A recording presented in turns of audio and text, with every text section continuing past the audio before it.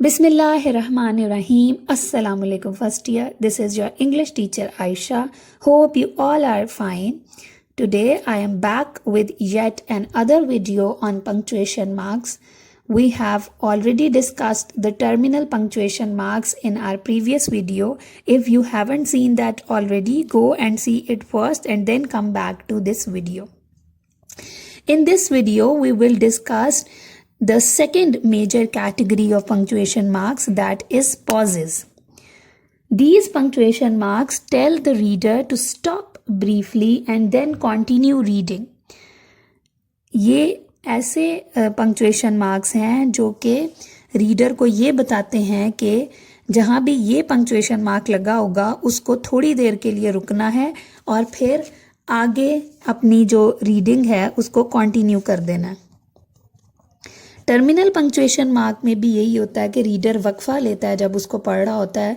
जब full stop आ जाए या साइन ऑफ एक्सक्लेमेशन आ जाए तो रीडर वहाँ पे वक्फा लेता है और फिर अगला जुमला स्टार्ट करता है। लेकिन ये जो पॉजेस हैं इसमें जो वक्फा होगा ये कंपैरेटिवली छोटा होगा एक टर्मिनल पंक्चुएशन मार्क की निस्बत। These marks are always put within the sentence. तो अगेन एक और डिफरेंस आ गया टर्मिनल पंक्चुएशन मार्क से। टर्मिनल पंक्चुएशन मार्क्स हमेशा जुमले के आखिर में आते थे, लेकिन ये जो हैं एक जुमले के दरमियान में आते हैं ये वाले punctuation marks. They never mark the ending of a complete sentence. Ending, एक जो कंप्लीट जुमला है उसकी एंडिंग को मार्क नहीं करते, बल्कि इसमें 2-3 जुमलों को जोड़ा जाता है और एक लॉन्ग सेंटेंस बनाया जाता है जो कि जब हम इनको पढ़ेंगे तो हमें ज़्यादा क्लियरली समझ आएगी। Now what are those punctuation marks that come under this category. इस कैटेगरी में हम कौन कौन से पंक्चुएशन मार्क्स पढ़ेंगे? That are comma, semicolon, and the third one is colon. Okay, let's begin with comma. Comma is the second widely used punctuation mark after full stop. जब हम कोई भी पैराग्राफ रीड कर रहे होते हैं तो हमें फुल स्टॉप के बाद जो पंक्चुएशन मार्क रिकरेंटली उस पैराग्राफ में नज़र आएगा वो कॉमा होगा। लेकिन कॉमा के बहुत सारे यूजेस हैं तो बच्चे जब इसको यूज़ करते हैं तो उसमें कंफ्यूज होते हैं। अब मैं स्टेप बाय स्टेप सब यूजेस डिस्कस करूंगी ताकि आपको क्लैरिफाई हो सके कि एक सेंटेंस में हमने कॉमा कहाँ कहाँ करेक्टली यूज़ करना है। So the first use of comma is use to separate 3 or more than 3 items listed in a sentence. जब हम एक जुमले में चीज़ों की फहरिस्त देते हैं और अगर उस फहरिस्त में 3 या 3 से ज़्यादा चीज़ें हों तो हम उनको एक एक कॉमा लगा लगा के सेपरेट कर देते हैं। जब 2 चीज़ें होंगी तो हमें कॉमा लगाने की ज़रूरत नहीं, हम जस्ट एंड या और लिख लेंगे तो हमारा सेंटेंस कंप्लीट हो जाएगा। लेट्स सी द एग्जाम्पल्स देख के आपको ज़रा ज़्यादा क्लैरिफाई हो जाएगा। You have to bring your pencils, comma, pens, comma, markers, comma, and notebook. So we have a list of 4 items in this sentence and we have separated each item with a comma. You may get confused with the comma that I have written before and. Mostly हम and से पहले जो second last item होती है उसके साथ comma नहीं लगाते। तो इंग्लिश लैंग्वेज में इसके लिए कोई हार्ड एंड फास्ट रूल नहीं है। अगर आप कॉमा लगा दें तो भी ठीक है, अगर नहीं लगाते तो भी ठीक है। But to avoid confusion you can add the comma. Next example is we need to buy sugar, salt, bread and eggs in the grocery. Again, we have a list of 4 different items and we have separated these items with commas. Third example is, why don't you go home, comma, pack your bags and get ready to leave, full stop. अब ये वाला जो sentence है ये पिछले दोनों sentences से इस तरह से डिफरेंट है, सॉरी मैंने फंबल किया। पिछले दोनों सेंटेंसेस में हमें सिंगल आइटम दी गई थी, लिस्ट ऑफ सिंगल आइटम्स थी। इस सेंटेंस में मैंने ये वाली एग्जांपल इसलिए स्पेसिफिकली ऐड की है कि इसमें लिस्ट ऑफ थिंग्स है, लेकिन ये फ्रेजेस की फॉर्म में है। तो अगर फ्रेजेस की फॉर्म में मुख्तलिफ चीज़ें एक ही सेंटेंस में बात की गई है तो उनको भी हम कॉमा से सेपरेट करेंगे। For example, why don't you go home के बाद हमने एक कॉमा लगाया, pack your bags, it's a phrase, comma, and then get ready to leave, उसके बाद सेंटेंस कंप्लीट हो गया तो हमने फुल स्टॉप लगा दिया।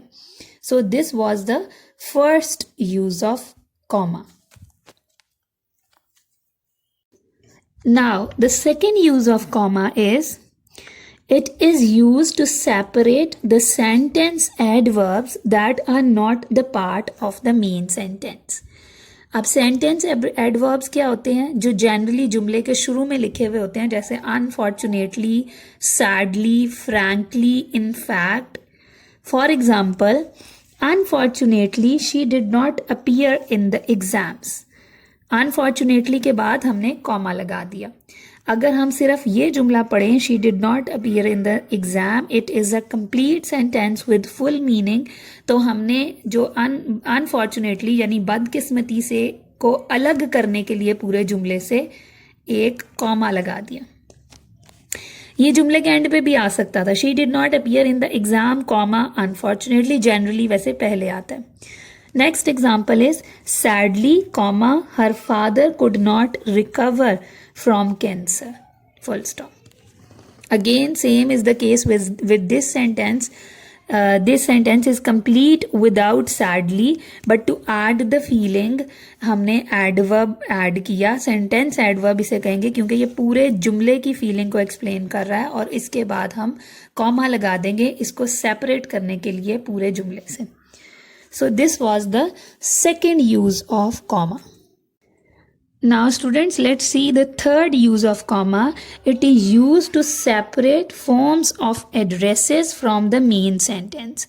It is the very easy and very simple use of comma. It is the most easiest use of comma. That is, sir, अगर हम किसी को एड्रेस कर रहे हैं, किसी को मुखातिब कर रहे हैं, तो उसके बाद हम कॉमा लगाएंगे. चाहे आप सर कह के, मैडम कह के या उसका नाम लेके एड्रेस कर रहे हैं तो उसके फ़ौरन बाद आप कॉमा लगाते हैं और उसके बाद आप सेंटेंस स्टार्ट करते हैं. For example, sir please have a seat, full stop, sir के बाद हमने कॉमा लगा दिया.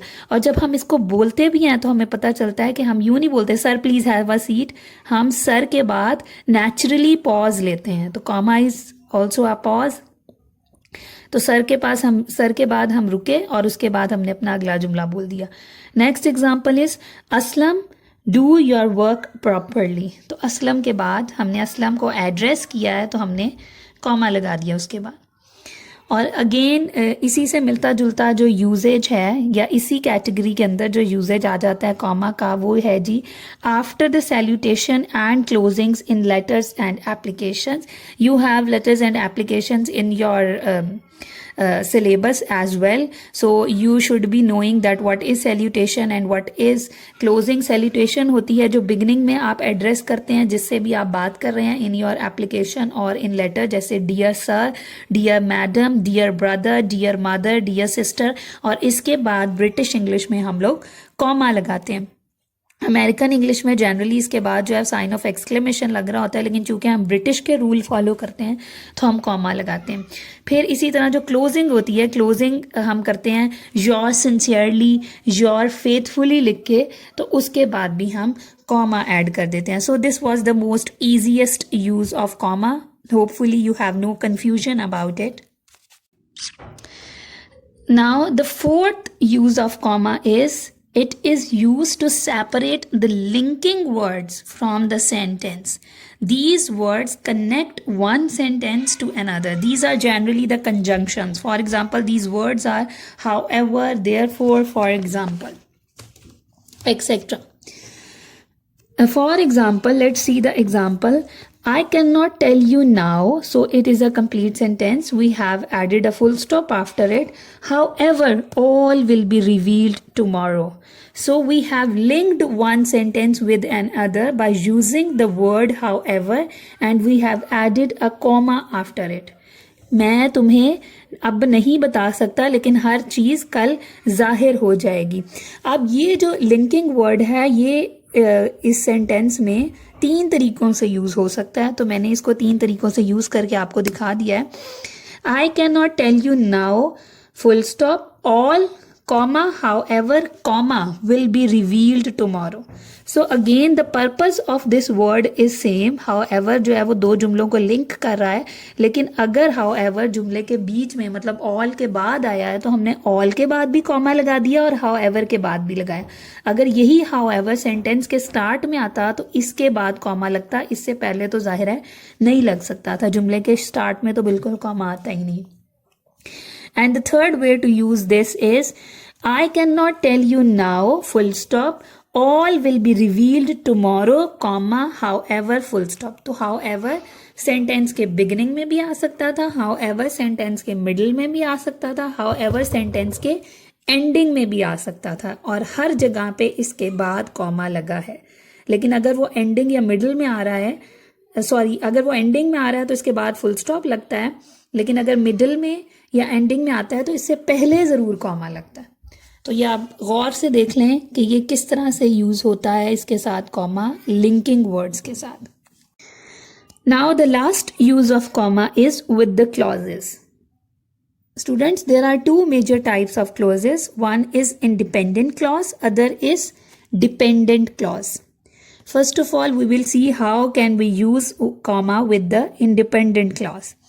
इंडिपेंडेंट जैसे कि नाम से ही जाहिर है कि इंडिपेंडेंट क्लॉज जो है वो एक कंप्लीट जुमला ही होता है जिसका फुल मीनिंग हमें समझ आ जाता है.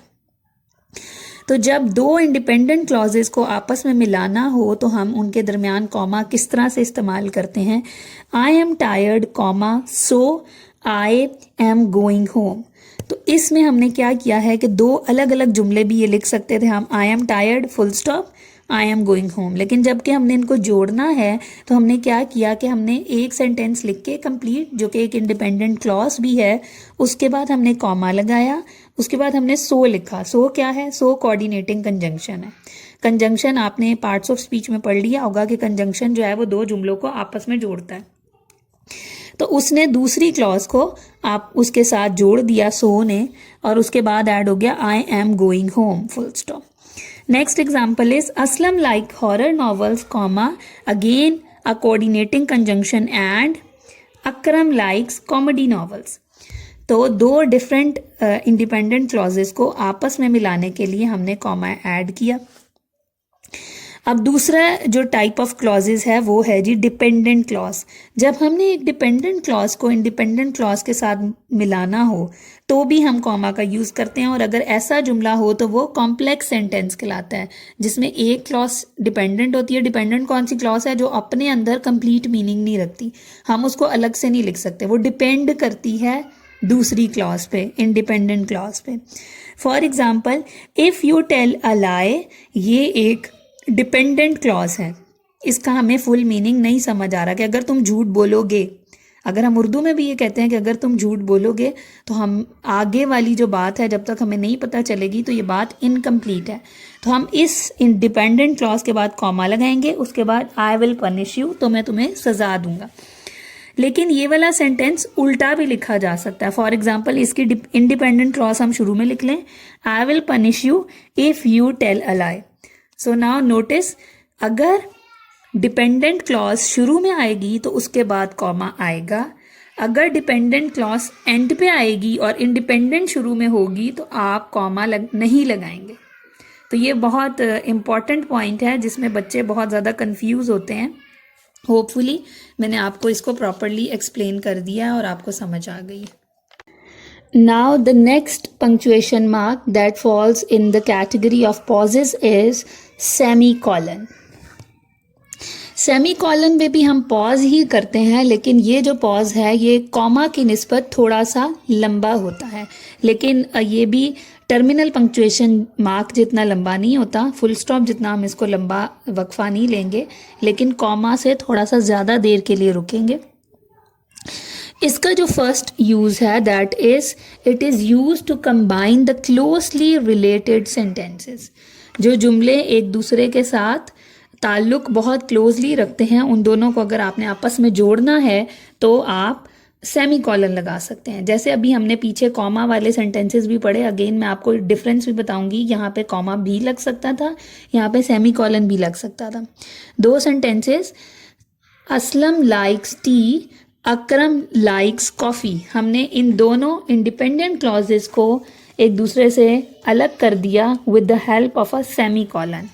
इसी सेंटेंस में कॉमा भी लगा सकते थे, जैसे अभी मैंने आपको दो इंडिपेंडेंट क्लॉजेस के साथ कॉमा लगा के भी बताया था, लेकिन कॉमा के बाद हम कोऑर्डिनेटिंग कंजंक्शन लगाते थे। जैसे पिछली एग्जांपल में, आप पिछली स्लाइड में देखें तो हमने एंड और सो यूज़ किया था दोनों सेंटेंसेस में। इसमें हम अगर कोऑर्डिनेटिंग कंजंक्शन नहीं लगाना चाहते तो हम क्या करेंगे कि सिर्फ एक सेमी कॉलन लगाएंगे और दो इंडिपेंडेंट क्लॉजेस को आपस में जोड़ देंगे और एंड पे फुल स्टॉप लगा देंगे। क्योंकि ये इंडिपेंडेंट सेंटेंसेस भी हैं तो हम इनको सेंटेंसेस भी बना सकते हैं कि दरम्यान में सिर्फ फुल स्टॉप लगा दें और एक नया जुमला स्टार्ट कर दें। लेकिन अगर हमने इन दोनों को आपस में जोड़ना है तो हम इनके साथ सेमी कॉलन लगा देंगे। Next usages of semicolon is to separate items in a multi part list. Comma के यूजेस में भी हमने पढ़ा कि जब हम फहरिस्त बनाते हैं डिफरेंट चीज़ों की एक ही जुमले में तो हम उनको कॉमा से सेपरेट कर देते हैं। लेकिन यहाँ पे जो फहरिस्त है वो थोड़ी सी मुख्तलिफ है। अगर आप चीज़ों की फहरिस्त बना रहे हैं लेकिन एक एक चीज़ को भी डिफरेंट एडजेक्टिव के ज़रिए डिफ़ाइन कर रहे हैं तो फिर इसमें हमें सेमी कॉलन भी यूज़ करना पड़ेगा to understand the sentence completely. For example, I bought a dark brown silken shirt, a baby pink chiffon dupatta, and some elegant little embellishments for the dress. अगर इस जुमले में डिफरेंट चीज़ें जो हैं, जैसे डार्क ब्राउन वर्ड है, silken shirt है, बेबी पिंक शिफोन दुपट्टा, सबके साथ अगर आप कॉमा लगा देंगे तो सेंटेंस की अंडरस्टैंडिंग कम्प्लीटली नहीं होती। लेकिन अगर हम डार्क ब्राउन के बाद कॉमा लगाते हैं और सिल्कन शर्ट के बाद सेमी कॉलन लगाते हैं, इसका मतलब है कि ये एक पूरी एक चीज़ है। Dark brown silken shirt is one single item, लेकिन this item is defined with three adjectives that are dark brown and silken. Sorry, two adjective. Dark brown उसका कलर साथ बता रहे हैं हम और साथ उसका फैब्रिक भी बता रहे हैं। Next item is a baby pink chiffon dupatta. तो baby pink is the colour, chiffon is again the fabric. और उसके बाद जब ये आइटम का पूरी डिस्क्रिप्शन कंप्लीट हुई तो हमने सेमी कॉलन लगा दिया। उसके बाद फिर हमने क्या लिखा जी, and some elegant little embellishments. Elegant के बाद भी कॉमा, लिटिल एम्बेलिशमेंट्स के बाद भी कॉमा, फॉर द ड्रेस। कि मैंने एक डार्क ब्राउन रंग का रेशमी कमीज़ खरीदी, एक हल्के गुलाबी रंग का शिफॉन का दुपट्टा ख़रीदा और उसके ऊपर लगाने के लिए मैंने बहुत ही खूबसूरत सी छोटी छोटी सजावट की चीज़ें ख़रीदी। तो ये सब चीज़ें अगर हम जब बोल रहे हैं तो भी हम इनमें डिफरेंट जगहों पे पॉजेज ले रहे हैं। जब मैंने ये बोला डार्क ब्राउन सिल्कन शर्ट, तो मैंने डार्क ब्राउन के बाद उतना लंबा पॉज नहीं लिया जितना मैंने सिल्कन शर्ट के बाद पॉज लिया, ये बताने के लिए कि यहाँ पे ये आइटम कंप्लीट हुई है, इससे पहले इस आइटम की डिस्क्रिप्शन थी। Hopefully you understand the semi colon completely. Now the last punctuation mark that come under the category of pauses is colon. The first use of colon is it introduces a list or series of information. जब हम एक किसी चीज़ के बारे में proper step by step different informations दे रहे होते हैं, नंबरिंग में इंफॉर्मेशन दे रहे होते हैं, तो हम उस जो पहला सेंटेंस होता है जो कि उसको इंट्रोड्यूस कर रहा होता है उस आगे लिस्ट को, उसके बाद हम कॉलन लगा देते हैं। For example, she wrote in all 4 major genres, colon आगे में हमने जॉनरास लिख दिए, novel, poetry, play and prose. ये हम कॉमा लगा के भी लिख सकते हैं और ये हम लिस्ट की फॉर्म में ऊपर नीचे कॉलम में भी लिख सकते हैं। नेक्स्ट इसकी जो अगली एग्जांपल है, when ever you cook do the following. अब आपको क्या क्या चीज़ें करनी चाहिए, हमने कॉलन के बाद ये मेंशन की हैं। Have all ingredients, follow the recipe, keep it hygienic. ये सब बातें आप एक कॉलम की फॉर्म में अलग अलग लाइनों में भी लिख सकते हैं और ये सब बातें आप कॉमा के साथ एक दूसरे से सेपरेट भी कर सकते हैं।